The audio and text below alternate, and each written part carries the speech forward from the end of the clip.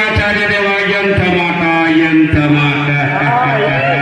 అందున సూత స్థితులకు ఎంత సందేహము లేదని ఏల బలవైతుంది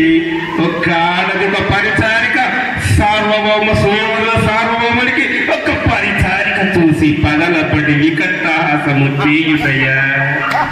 అంతటి సార్వభౌమ సమేతులకు పరిచారిక అవమానించుటమా